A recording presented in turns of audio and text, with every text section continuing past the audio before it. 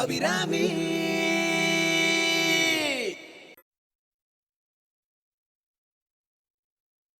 அப்பா, உங்க பேர சுந்தரேசனுக்கு கூடிய சீக்கிரம் கல்யாணம். என்னம்மா இப்படி சொல்ற? எவ்வளவு பெரிய விஷயம். ஏதோ பக்கத்தாத்துக்காரனுக்கு சொல்ற மாதிரி சொல்லிட்டு இருக்க. சுந்தரேசனோட தாத்தாமானா? சுந்தரேசனை பெத்தவப்பானா? நேக்கே இந்த விஷயம் நேத்திக்கு தான் தெரியும். நீங்க என்ன பெத்தவராச்சே, அதனால உங்களுக்கு இந்த விஷயத்தை இன்னைக்கு சொல்றேன். சம்பந்தி, ஏதோ திடீர்னு உங்களை ஒண்ணு யாரும் கேட்கல, நீங்க சும்மா இருங்கோ. பொண்ணு யாருமா? தெரியலையே, நீங்க தான் நேக்கு கேட்டு சொல்லணும். அபிராமி, நீ எல்லாம் மீறி போற. எல்லையில என்ன பிரச்சனைன்னு நம்ம எல்லாருக்கும் தெரியணும் இல்ல பாட்டி? எல்லையில தானே பிரச்சனைன்னு நாம இங்க நிம்மதியா இருந்துட முடியுமா? என்னம்மா சொல்ற? அப்ப இந்த கல்யாணத்துல நோக்க விருப்பம் இல்லையா? அடியோட இல்ல. என் புள்ள பெரிய படிப்பு படிச்சு நல்ல நிலைமைக்கு ஒசந்து பொறுப்பா வேலைக்கு போனப்புறம்தான் அவனுக்கு கல்யாணம். இதுதான் என்னோட முடிவு. இதை இந்த ஆத்து பெரியவாளுக்கு எடுத்து சொல்றதுக்காக தான் நான் உங்களை இங்க வர சொன்னேன். சம்பந்தி, சில விஷயங்களை நான் வெளியே சொல்ல முடியாது. நான் எல்லாரோட நன்மையும் கருதி தான் இந்த ஏற்பாடை பண்ணிருக்கேன். மாமி, நீங்க ரொம்ப பெரியவா. உங்களுக்கு தெரியாதது ஒண்ணும் இல்ல. நீங்க எந்த ஒரு காரியத்தை செஞ்சாலும் அது உங்க குடும்ப நன்மையை கருதி தான் இருக்கும். இதுல கேள்வி கேட்கறதுக்கு நான் யாரு? இருந்தாலும் ஒரு சின்ன விஷயம். நாம சனாதன தர்மத்தை கடைப்பிடிக்கிறவா. பிராமணால இருக்கிற எல்லாருமே சில சட்டத்திட்டங்களுக்கு கட்டுப்பட்டு தான் நடக்கணும்னு நியதி இருக்கு. நாளைக்குன்னு எதையும் சேர்த்து வைக்கப்படாது. உஞ்சவிருத்தி பண்ணி தான் வயத்தை வளர்க்கணும்னு சாஸ்திரம் சொல்றது. அந்த மிச்சம் இருக்கிற அரிசியை கூட நாம சாப்பிட்டது போக மத்தவா வேற யாருக்காவது கொடுத்தோண்டுமே தவிர நாம மறுநாளைக்காக வச்சுக்கப்படாது. நாம அப்படியா மாமி நடந்துக்கிறோம்? மாமி, நாம இந்த பூணலை போட்டுக்கிறதே ஏதோ நம்ம ஜாதியை குறிக்கிறதுக்காகத்தானே ரொம்ப பேர் நினைச்சிட்டு இருக்கா. ஆனா இது மத சம்பந்தமானதோ ஜாதி சம்பந்தமானதோ கிடையாது. ஒரு மனுஷனோட வாழ்க்கையில அவன் கடக்கிற 4 பருவங்களை குறிக்கிறது.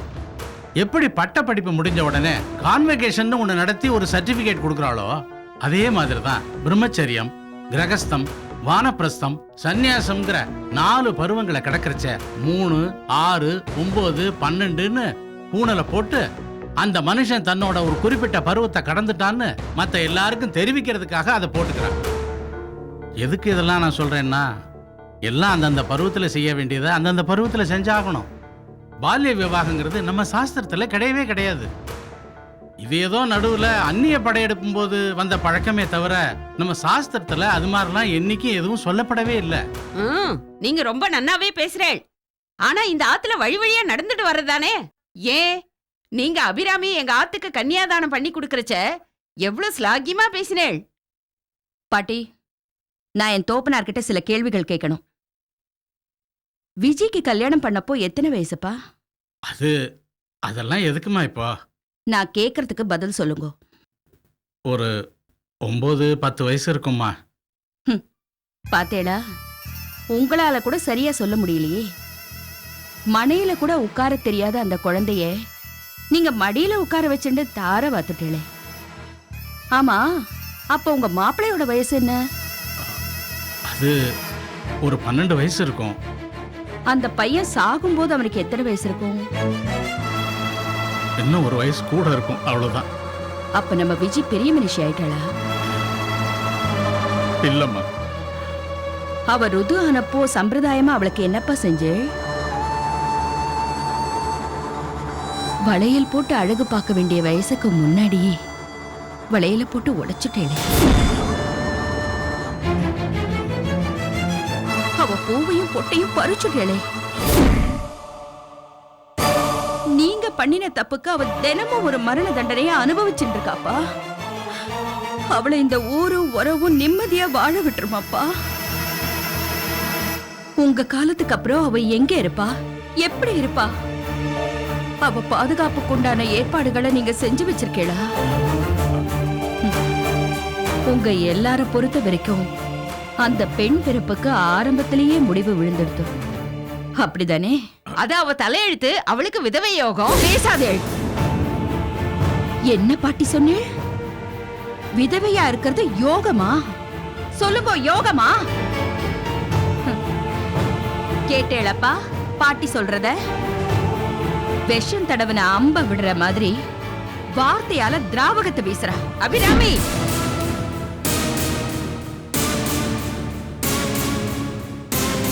நல்ல வேளை எங்க அம்மா கண்ணு மூடிட்டா. இருந்திருந்தா இப்ப செத்து போயிருப்பா. ஏன்பா விஜி உங்களுக்கு பொண்ணா பிறந்ததை தவிர வேற என்ன பாவம் பண்ணினாப்பா? பூ மலர்றதுக்கு முன்னாடியே முட்டுலயே கருகி போயிடுது. எல்லாரும் சேர்ந்து பண்ணின பாவத்துக்கு அவ பலிகடா ஆயிட்டா. ஆனா அத பத்தி இப்ப யோசிக்கிறதுக்கு யாருமே இல்ல. கல்யாணம் பண்ண போறாளாம். பால்ய விவாகம் கேட்டா சாஸ்திர சம்பிரதாயமா? மண்ணடுப்புல சமையல் பண்றதுனாலயோ மடிசார் கட்டிக்கிறதுனாலயோ நாம எல்லாரும் சாஸ்திரத்தை கடைபிடிக்கிறவாளா ஆயிட மாட்டோம்.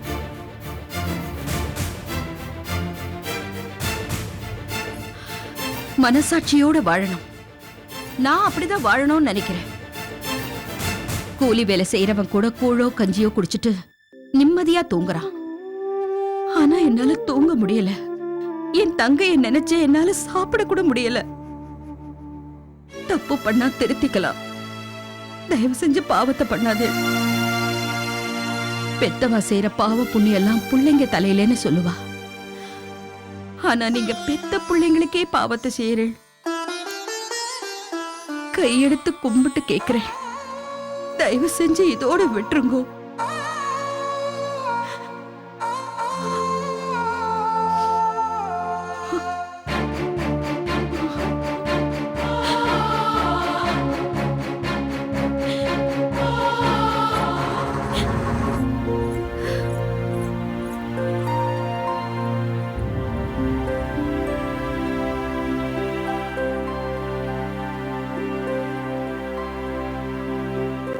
என் வீட்டு தோட்டத்தில் பூவெல்லாம் கேட்டுப்பார், என் வீட்டு ஜன்னல் கம்பி எல்லாமே கேட்டுப்பார், என் வீட்டு தென்னங்கீற்றை ஒவ்வொன்றாய் கேட்டுப்பார், என் பேர் அதானே பார்த்தேன்.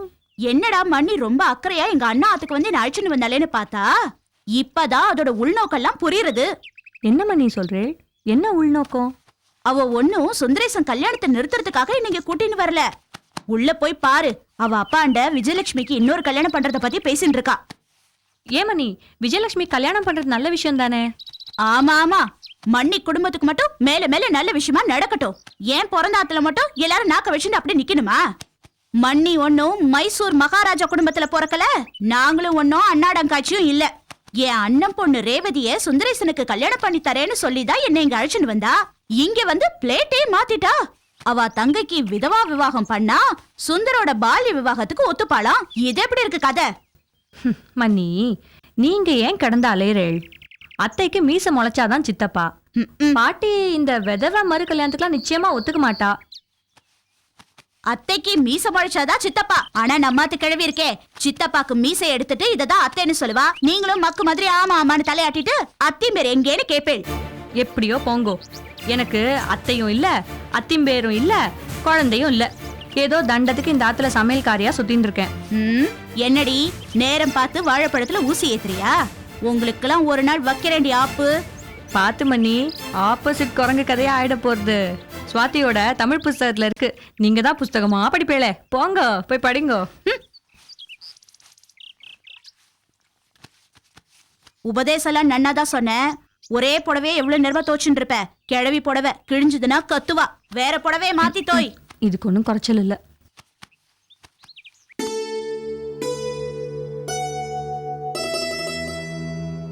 வாங்கப்பா. அம்மா வரலையா? என்னம்மா பூசா கேட்டு இருக்க? உன் மாமியார் பத்தி நோக்கு தெரியாதோ? சாதாரண நாள்லயே அவளுக்கு வயித்துல பல்லு. இப்போ உன் தங்கைக்கு பெரிய இடம் கிடைச்சிடுத்து. கேட்கணுமா? அம்மா மட்டும் என்ன பண்ணுவா? அவளும் மனுஷி தானே. தான் புள்ள மாட்டு பொண்ணும் ஒசத்தியா இருக்கணும்னு ஆசைப்படுறா. பாவம், என் தலையெழுத்து. ஏண்டி வந்தவாள உட்கார வச்சு பேசாம நிக்க வச்சே பேசிட்டு இருக்க? வாங்க மாமா, உட்காருங்கோ. என்னம்மா? மாமி வந்திருந்தா நாங்க சந்தோஷப்பட்டிருப்போம். ஏன் மாமி, உங்க ஆத்து ஃபங்க்ஷன்ல நான் சந்தோஷமா இருக்க வேண்டாமா? அதனாலதான் அவளை கூட்டிட்டு வரல. அரடே, எப்போ வந்தேன் சுவாமிகளே? நல்லா இருக்க? நமஸ்காரம், இப்பதான் வந்தேன். ஏமா, மாமா காஃபி கொடுத்தியா? இதோ எடுத்துட்டு வரேன். கல்யாணம் நல்லபடியா நடக்கணும்னு இப்பதான் பிள்ளையார் கோயில அபிஷேகம் பண்ணிட்டு வரேன். சாட்சாத் அவரே வந்த மாதிரி கணேச சுவாமிகள் நீரே வந்துட்டீர். ஏன் சுவாமி, கல்யாண வேலையெல்லாம் எப்படி போயிட்டு இருக்கு? என்னது இது, கல்யாணம் ஆக மாதிரியே இல்லையே, ஒரு சுறுசுறுப்பையா காணோம். இனிமேதான் வாசல்ல வாழை மரம் கட்டணும், டவுனுக்கு போய் சாமானெல்லாம் வாங்கணும், நாம கடத்தெருவுக்கு போய் மளிகை சாமானெல்லாம் வாங்கணும். நவதானியம் இங்க கிடைக்காதான், டவுன்ல தான் போய் வாங்கணுமா? தலைக்கு மேல வேலை இருக்கு. இப்ப பார்த்து சாமா குருக்கள் தன் குழந்தையாளுக்கு கல்யாணம்னு போயிருக்கார். சன்னதியை பார்த்துக்கவும் ஆள் இல்லை. என்ன செய்யறதுனே எனக்கு புரியல. போதா குறைக்கு கோயில்ல சினிமா ஷூட்டிங் வேற நடந்துட்டு இருக்கு. நீர் ஏன் சுவாமி கவலைப்படுறேன்? நான் தான் வந்துட்டேனே. கடை கண்ணிக்கு போற வேலையில நான் பாத்துக்கிறேன். எனக்கு அப்பப்போ ஒரு சின்ன ரோட்டால திக்கா காஃபியை போட்டு கொடுத்துருங்க. இன்னும் சுறுசுறுப்பா வேலையை பார்த்துட்டு இருப்பேன். நேக்கு சாப்பாடு கூட வேண்டாம். நன்னா இருக்குப்பா. நீங்க எங்க ஆத்துல வேலை செய்யறதாவது எங்க அப்பா என்ன வெட்டி முடிக்கிறார், அவர் செய்யட்டும். நீங்க கால் மேல கால் போட்டு உட்காருங்கோ. நீ சும்மா இருமா. சுவாமி, நீங்க டவுனுக்கு போற வேலையெல்லாம் பாருங்கோ, நான் இங்க இருக்கிற வேலையெல்லாம் கவனிச்சுக்கிறேன். நேக்கு சும்மா உட்காராம பொழுது போயிட்டு இருக்கும்ல. உமக்கு ஏன் சுவாமி சிரமம்? இதோ பாருங்கோ, நீங்க இப்படி பேசுறதுதான் நேக்கு சிரமமா இருக்கு. நான் என்ன வேத்து மனுஷாளா? இந்நேரம் கமலா இருந்திருந்தா என் கையில 4 பைய கொடுத்துட்டு பெரிய லிஸ்டே கொடுத்துருப்பா. திரௌபதி வஸ்திரம் மாதிரி அது நீண்டுண்டே போயிருக்கும். சாவித்ரி, மாமா கையில லிஸ்டையும் பணத்தையும் கொண்டு வந்து கொடுத்துரு. இங்க வாங்க வேண்டிய சாமானெல்லாம் மாமாவே வாங்கிட்டு வந்துருவாங்க. அப்படியே சுவாமி, நாடார் கடையில 108 அகில் கட்டைகள் கேட்டிருந்தேன். அகில் கட்டைகளை ஹோம குண்டத்துல போட்டு ஹோமம் பண்ணா விசேஷம். அதை மட்டும் நீங்க வாங்கிட்டு வந்துருங்க. அவ்வளவுதானே, வாங்கிட்டு வந்துடுறேன். நீர் ஹோமம் பண்றதுக்கு கேட்கணுமா? சரி சரி, நீங்க போங்க. உள்ள வேற ஏதாவது வேலை இருந்தா பாருங்க. மாமா இல்லங்க மாமா, இப்பதானே வந்தேன், அதுக்குள்ள கடை கிளம்பிண்டு கை அலம்பிட்டு வாங்க, சாப்பிடலாம். மன்னிக்கணும், நான் ரொம்ப முன்னெச்சரிக்கை பேர் வழி. என்ன சமையல்னு தெரிஞ்சாதான் நான் சாப்பிடுவேன். மிளகு குழம்பு பண்ணிருக்கேன், தொட்டுக்க பருப்பு பொடி, வேப்பம்பூ ரசம் வச்சிருக்கேன். அடட, மிளகு குழம்பு பருப்பு பொடி, சூப்பர் காம்பினேஷன். ஜெமினி கணேசன் சாவித்திரி மாதிரி. ஏ மாமி, ஆத்துல கல்யாணத்தை வச்சுண்டு வேப்பம்பூ ரசமா பண்ணுவா? லதா தான் மாமா, நீங்க வரப்போறேள், உங்களுக்கு பிடிக்கும் வேப்பம்பூ ரசம் வைக்க சொன்னா. ஏமா, தங்கைக்கு கல்யாணம் நடக்கிற சமயத்துல வேப்பம்பூ சமைக்கலாமோ? அது கசப்பான வசுவாச்சேமா. என்னப்பா பண்றது, என் மனநிலைக்கு வேப்பம்பூ தான் எனக்கு தேவையா இருந்தது. தப்புமானதா? உன் தங்கைக்கு உன்னை விட நல்ல வாழ்க்கை கிடைச்சிருக்கேன்னு நீ சந்தோஷப்படணும். நன்னா சொல்லுங்க, பாவம் கல்யாணி, நீக்கு எதுவும் வேணாம், எல்லாத்தையும் அக்கா கிட்டே கொடுத்துருங்கன்னு அவ தாராள மனசோட இருக்கா. இவதான் அவளை எதிரியா பாவிச்சுண்டு அவளை போட்டு வார்த்தையாலேயே கொல்றா. நீங்களே சொல்லுங்க மாமா, ஒரு கண்ணில் வெண்ணெய், ஒரு கண்ணில் சுண்ணாம நான் பார்த்துட்டு இருக்கேன். ஒரு தாயால் அப்படி பார்க்க முடியுமா? தப்புமானதா? எந்த தாயும் அந்த மாதிரி இருக்க மாட்டா. ஆனா ஒண்ணு தெரிஞ்சுக்கோ, அவ வாங்கிட்டு வந்த வரன்படிதான் அவ கல்யாண வாழ்க்கை அமையும். நீ பண்ணின புண்ணியத்துக்கு நாங்க தான் கிடைச்சோம். இல்லப்பா, நான் புண்ணியமே பண்ணல, பாவம் தான் நிறைய பண்ணிருக்கேன். அதனாலதான் இந்த தரித்திரம் பிடிச்ச ஆத்துல மூத்த பொண்ணா பிறந்து தொலைச்சேன். நேக்கு புரிஞ்சு போயிடுத்து. ஓ மாமியாரு உன்னை தேளா கொட்டி கொட்டி அவ விஷம் ஓ உடம்புல ஏறிடுத்து. வர வர நீ அவள மாதிரியே பேசிட்டு இருக்க. மாமா, அவ கிடக்குறா, நீங்க வாங்க சாப்பிட. ஆமா, வந்ததுல இருந்து என் பேத்தி மீனாவே காணோமே, எங்க போயிருக்கா? கல்யாணி அவளை பக்கத்துக்கு எடுத்துட்டு போயிருக்கா. அவ ஆத்து குழந்தையோட நம்ம மீனை விளையாடின்னு இருக்கா. பெஷ் பெஷ், போய் மிளகு குழம்பு சாதத்தை ஒரு கட்டு கட்டிட வேண்டியதுதான்.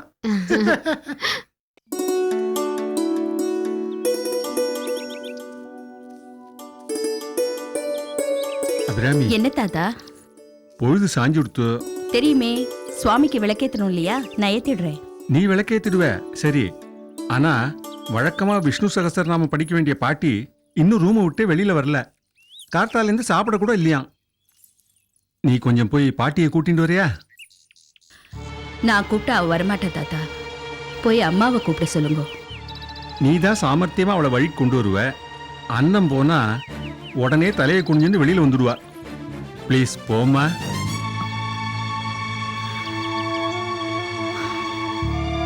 சரி, நான் போய் கூப்பிடுறேன். ஆனா அவ வர்றதும் வராததும் அவ இஷ்டம். அபிராமி, பாட்டி வெள்ளை காக்கா பறக்கிறதுன்னு சொன்னா ஊர்ல உள்ள எல்லாரும் ஆமான்னு சொல்லி தலையாட்டிடுவா. நான் உன்னை ஆமான்னு சொல்லல, லேசா தலையை மட்டும் கொஞ்சம் ஆட்டிட, பிரச்சனை தீந்துது. இல்ல தாத்தா, நான் ஏன் தலையாட்டணும்? நான் பண்ணதுல தப்பு எதுவும் இல்ல. அது இல்லம்மா, நீ கொஞ்சம் நாசுக்கா பாட்டி கிட்ட பேசி அவளை சமாதானப்படுத்தி இருக்கலாம். நீ உங்க அப்பாவை கூப்பிட்டதால அது ஏட்டிக்கு போட்டி ஆயிடுத்து. இந்த பாருமா, அவ கொஞ்சம் ரோஷக்காரி. ஏன் தாத்தா, அப்ப நேக்கமான ரோஷம் இல்லையா? முன்னெல்லாம் பாட்டி கிட்ட அட்ஜஸ்ட் பண்ணிட்டு அவ சொல்றதெல்லாம் பொறுமையா கேட்டுட்டு இருப்ப. இப்ப ஏன் அவ விஷயத்துல நோக்கு பொறுமை இல்ல? நோக்கு ஏன் பொறுமை இல்ல சொல்லு. பாட்டி விஷயத்துல மட்டும் இல்ல தாத்தா, சம்பிரதாயங்கிற பேர்ல நம்ம ஊர்ல நடந்துட்டு இருக்கிற குறுகிய மனப்பான்மை பிடிச்சவாளோட அநியாயங்களை பார்த்து நான் பொறுமையை எழுந்துட்டேன். ஆத்துல 1008 பிரச்சனை இருக்கு, நீ ஊர் பிரச்சனை பத்தி கவலைப்படுற. பாட்டியை கொஞ்சம் சாப்பிட வையுமா, அவ வயசானவ இல்லையா? தாத்தா, நான் பாட்டிய ஒண்ணு என்னோட எதிரியா நினைக்கல. அவளுக்கு நான் எப்பவுமே நல்லதுதான் நினைக்கிறேன்.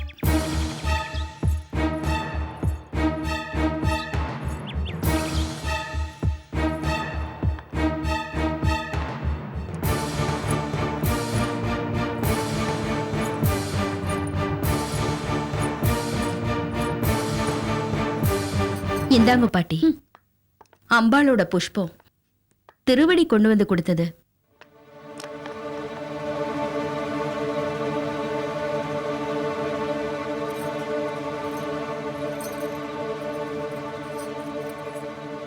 நேக்கு உங்க மனசு தெரியாதுன்னு நீங்க எப்படி நினைக்கலாம் பாட்டி? பிரச்சனையினால நான் உங்களை எதிர்த்து பேச வேண்டியதா போயிடுது. சாத்தான் வேத ஓதுற மாதிரி இருக்கு நீ பேசுறது. உன் மனசாட்சியை கேளு. உன் தோப்பனார் தான் நோக்கு குருன்னு சொல்லுவியே, அவரை வேணா போய் கேளு நீ பேசினது சரியான்னு. அதுல பாட்டி, நீங்க எங்க அப்பாவை அவமானப்படுத்தினதை விட என்ன கூப்பிட்டு நிக்க வச்சு கேள்வி கேட்டிருந்தேன்னா நான் பதில் சொல்லியிருப்பேன். நம்ம 2 பேரோட பிரச்சனைக்காக நீங்க அனாவசியமா எங்க அப்பாவை ரணப்படுத்தினேள். அந்த ரணத்துக்கு தான் நான் மருந்து தடவி அனுப்பினேன், அவ்வளவுதான். நீ பேச தெரிஞ்சவ, பேசிட்டே இருப்ப. நீ இப்படி என்ன தொடர்ந்து அவமானப்படுத்துறத என்னால தாங்கிக்கவே முடியல. என்ன பாட்டி இது? நான் செஞ்சது நீங்க அவமானம்னு சொன்னா நீங்க செஞ்சதை நான் என்னன்னு சொல்றது? 8 வயசு குழந்தையா என்ன இந்த ஆத்துக்குள்ள அழைச்சிட்டு வந்ததே நீங்க தான். உங்க கையால வளர்த்த என்ன நீங்க போட்டியா நினைக்கிறது கேட்கறதுக்கு கூட நன்னா இல்ல. சாப்பிட வாங்க பாட்டி, வாங்க பாட்டி, சாப்பிடலாமே. இத பாரு அபிராமி, நான் சாப்பிடலன்னா நீ சாப்பிட மாட்டேங்கிறது எனக்கு நன்னா தெரியும். அந்த ஒரு காரணத்துக்காக தான் நான் இப்ப சாப்பிட உட்கார்றேன். ஆனா என் கோவம் ஒண்ணும் குறையல. ஆமா பாட்டி, நேக்கு இன்னும் கோவமா தான் இருக்கு. சரி பாட்டி. வயத்துல சாதம் இறங்குனா கோபம் தன்னால ஆறிடும். சாப்பிடுங்கோ.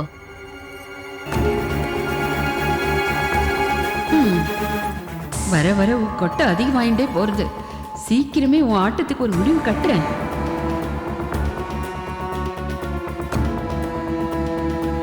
இந்த சாப்பாடு விஷயத்தை வச்சே எல்லாரையும் மிரட்டி உருட்டி பணிய வைக்கிறேன். வேதாளம் முருங்கை மரம் ஏறுற மாதிரி அடிக்கடி தகராறு பண்றேன். சீக்கிரமே அந்த முருங்கை மரத்தை வெட்டிடுறேன்.